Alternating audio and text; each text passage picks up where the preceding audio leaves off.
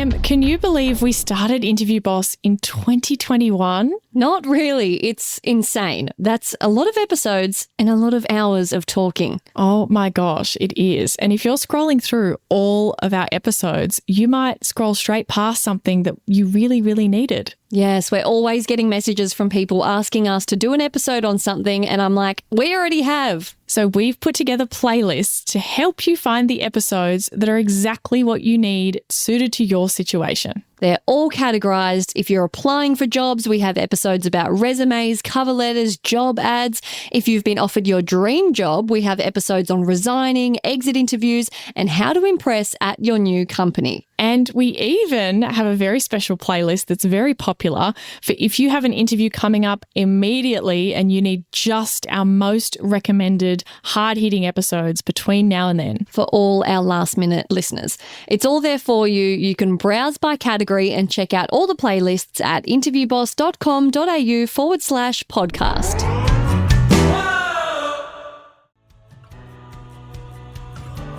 The definition of rejected: dismiss as inadequate, unacceptable, or faulty. That makes me want to cry. Boom.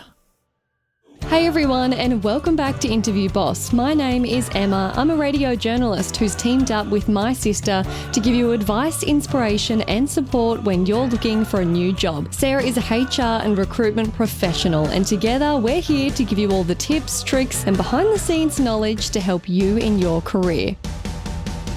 Hey Em, and welcome back everyone. Who are we giving a shoot your shot shout out to? Who shot their shot this week? To B, and we both texted each other about this and said, oh my God, go and read what B just sent. We both read all the shoot your shots, but there are a particular few that we will directly message to be like, oh my God, stop what you're doing and go and read this. It'll make your day. And this was one of them. So B bought us 7 coffees and said, Emma and Sarah, I cannot thank you enough for all the ways that you've helped me throughout one of the most challenging seasons of my life. I struggle with perfectionism, anxiously trying to avoid what I perceive as failure. Because you gals are honest, experienced, humble, fun-loving, and just flat out in touch with reality, you helped me stop disqualifying myself, start affirming my skills and experience, start internalizing that I could learn new things, and stop trying to have absolutely everything figured out. Each job search has been pretty stressful for me, but my most recent one was especially overwhelming. I had just graduated from seminary. I didn't know what kind of jobs would be a viable fit for me financially and otherwise. My wife and I were new homeowners and pregnant with our first child. Oh, congratulations. And my wife felt called to be a stay-at-home mum. About 3 months into my job search, a really exciting job popped up that my wife told me I'd be perfect at. I had seen the same job posting, but had written it off because I was fixating on the few qualifications that I didn't have, in brackets, only maybe 10 to 20% of them, and ignoring the qualifications I did have, definitely 80%, no exaggeration. At this point in my job search, I was convinced I'd have to take a job I hated in order to provide for my family, so I stubbornly focused on preparing for other jobs that were already on my radar instead of letting myself hope about this exciting one. But throughout pursuing those other jobs, I listened to more and more of your episodes, and they really started to help me see my patterns and name them for what they were: unhealthy, lacking compassion, ignoring my story, and out of touch with reality. These are some harsh things you're swallowing, but so groundbreaking. Moreover, your wisdom helped me make the most out of a ridiculous interview process, at least 6 hours total, with an organisation I came to observe as toxic, and your realistic optimism helped me bounce back from that and be confident, honest, and prepared while applying for the exciting job my wife mentioned. I love your wife. She's like, don't falter from this. Shout out to B's wife. I don't know if she listens at all or she's just doing our work for us, helping you along. It's amazing. She sounds like such an incredible partner. Your generous breadth of content not only helped me nail the application and interview and get the job, it also helped me transition into this new role with confidence and direction during the onboarding period. I've implemented many of your tips for after you get the job, and my supervisors are quite impressed. If my supervisors were Australian, they'd describe me as keen, one of my fave words that you guys use. I love this. This made me laugh a lot because I don't think of keen as being such an Australian thing, but it really is. Or a word that we say very often. And I love how people always say, I love your accents and your slang, but I'm like, what is the slang? What are the words? But B has told us it's keen. Yeah, he's really keen. I feel like I owe you guys the whole first year of my salary, lol, but my wife says we can't afford that. So we'll just stick with some coffees for now. Again, your wife is a very sensible lady. Thanks again for being such a fun and faithful blessing to me and so many others. Blessings to you both on your journeys. B, thank you so much. I feel so blessed reading that. I feel very blessed. This is amazing. And we are for everyone here. Like, I know that a lot of our listeners are women. I think that's just because we are women and we attract people who are like us. But that's not exclusively what we're about. People young, old, male, female, anywhere in between, any spectrum, any background, any religious belief, you are welcome here. And what an incredible message. I just love how a lot of the takeaways that B had were really mindset stuff. Yes. Like, there's some practical things like, hey, I've implemented your tips, but a lot of it is like, I was reconsidering my strengths. I was challenged in my mindset. I was considering this a failure when it wasn't, and I was holding myself back. It just goes to show mindset can be a huge part of your job search, like massive. If you get all your tactics right and you have the wrong mindset, you can still go wrong. He had all of the same skills before he found us. I know, that's so true. I love that. He just had a mindset shift and I'm here for it. That's why the whole first module of the course is about mindset, getting your head in the game. Do you like that little segue that I did right there? Your little sales picture? No, that's great. Well, it really is, because I sat down to put it all together and I went, well, I can't avoid this stuff. I end up talking about so much mindset content when I do coaching sessions with people. So I had to turn that into the best of my advice into the course. It's the Interview Academy. You can check it out on our website, interviewboss.com.au, and have a look at all the ways that you can get help from us. What are we going to talk about today? Normally you ask me this, but I'm asking you today. Tell us. Yes. Well, we get lots of DMs and emails and messages and stuff. And these days it's kind of hard for us to reply to them all. Sorry, everyone. But we still read them for sure. And we got a couple in a row that were using a particular word, and probably the title of this episode gave this away already, but were saying to us, I've been rejected from multiple jobs and this happened and this happened, and just feeling really down on themselves. And I pointed out to Emma that using that word rejected just makes things seem so harsh. Like, I've been personally rejected. And I can see how if you're painting it like that, oh my gosh, that does feel really personal.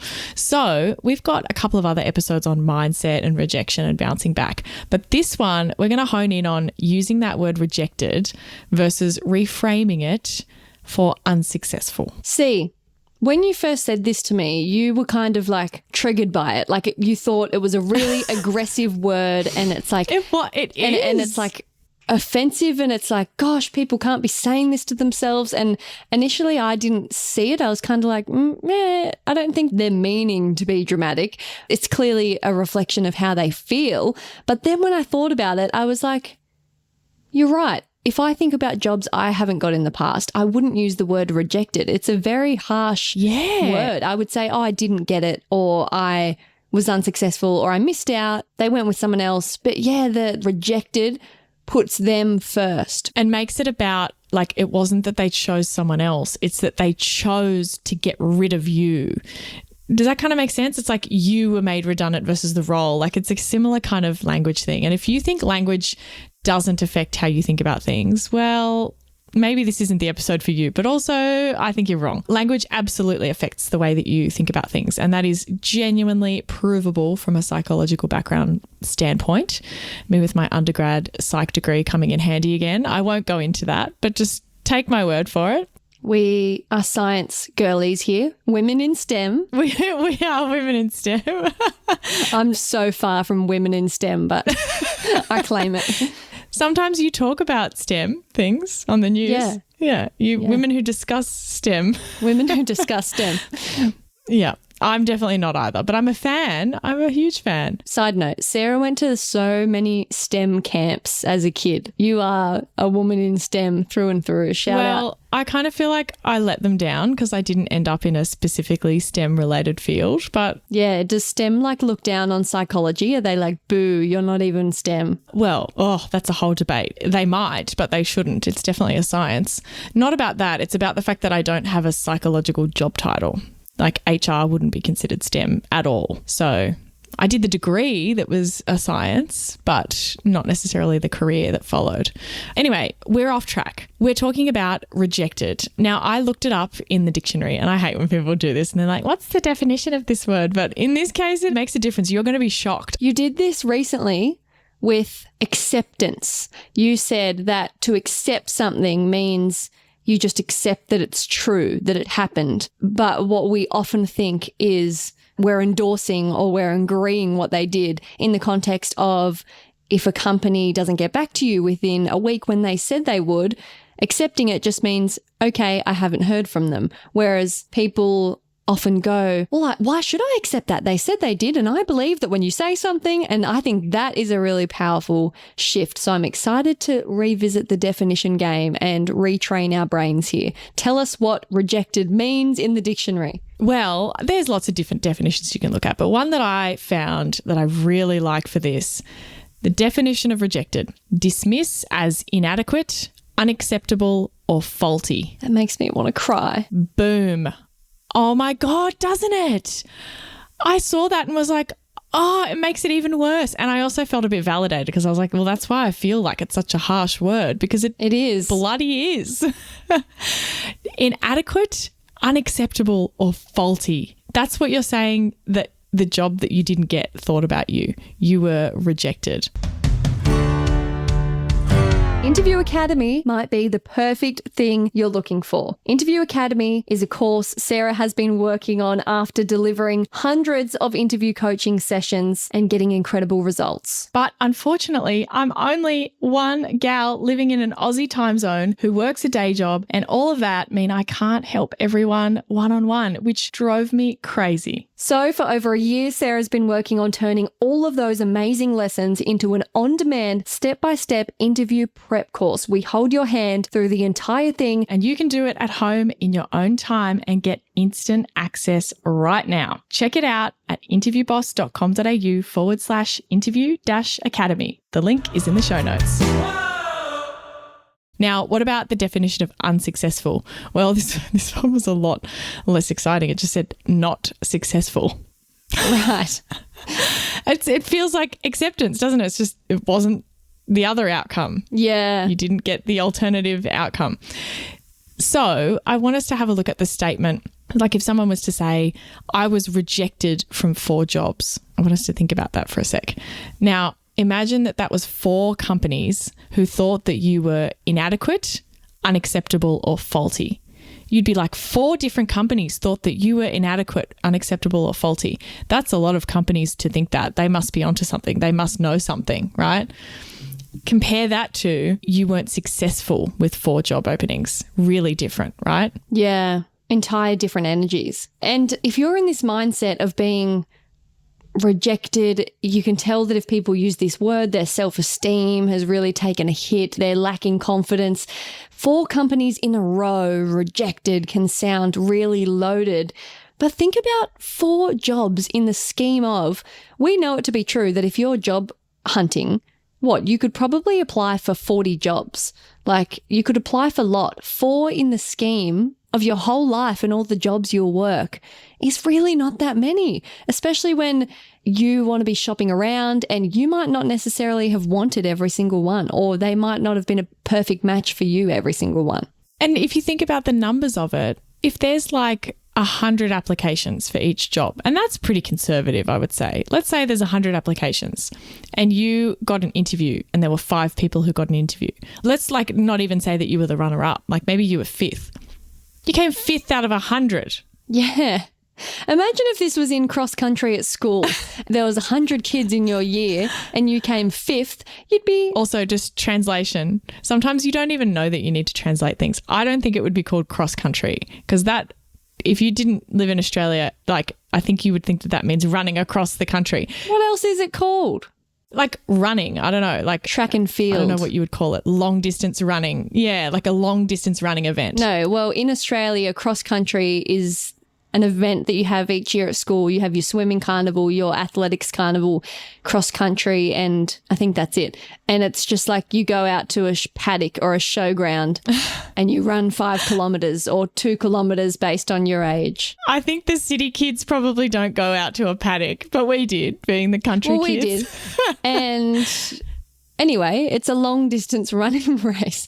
So if you came 5th at school in cross country, you'd be chuffed. You get a ribbon. You're a winner. Look at all those kids you smoked. What colour ribbon would you get for 5th? I think they did have a colour ribbon for that. Yellow? Yeah, I think, yeah, maybe that was 4th. Anyway, think about it in that sense. And the reason I can tell that people who are using this word, they're not just using it casually.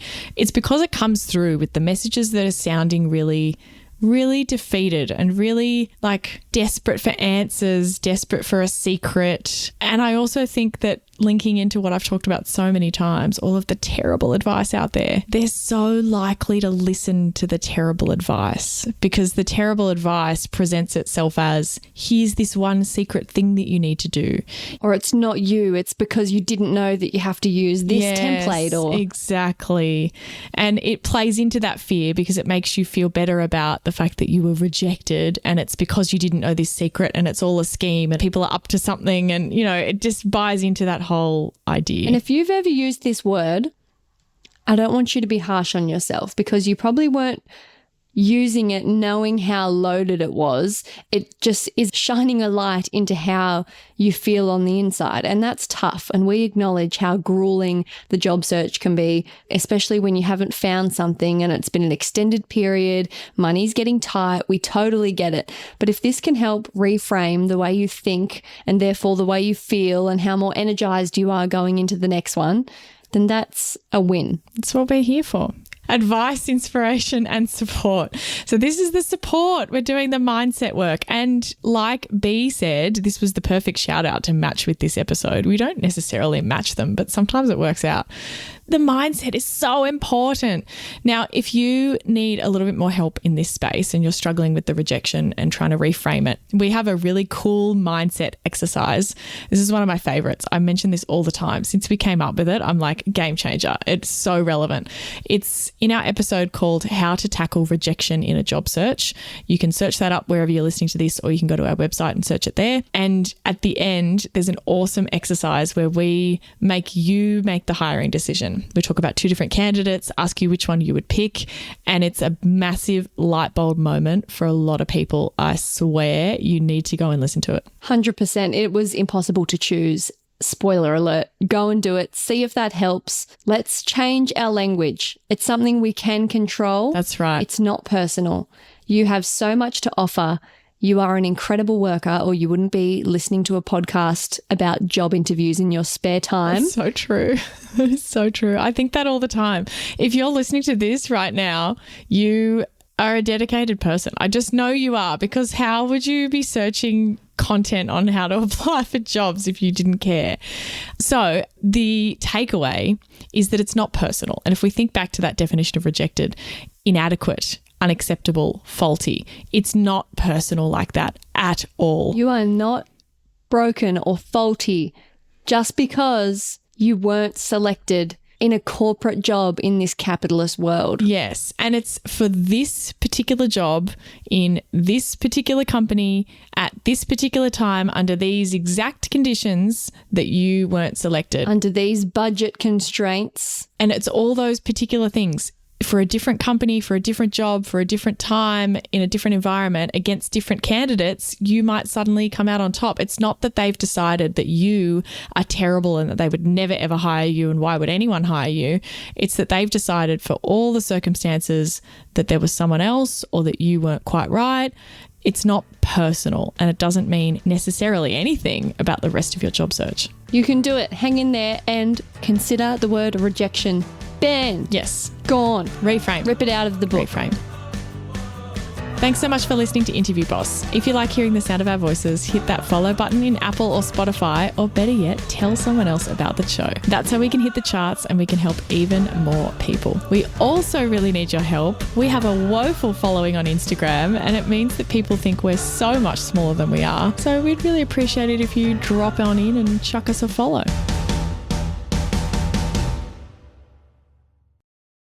Can you believe we are in our 3rd season of Interview Boss? Not really. It's crazy. But that means there are over 90 episodes we've made. Oh my God. Scrolling through all of our episode titles, you might miss an episode that actually is exactly what you're looking for. Yes, we get so many messages of people asking us to do an episode on something, and we're like, we already have. So we've put together playlists to help you find the episodes that are best suited to you. If you're applying for jobs, we have episodes about resumes, cover letters, and job ads. If you've been offered your dream job, we have episodes on resigning, exit interviews, and how to impress at your new company. Yes, and we even have a playlist for if you have an interview like tomorrow and you need just our most recommended episodes, just the ones you really need between now and then. Exactly. It is all there for you. You can browse by category. Check out the playlist at www.interviewboss.com.au/podcast.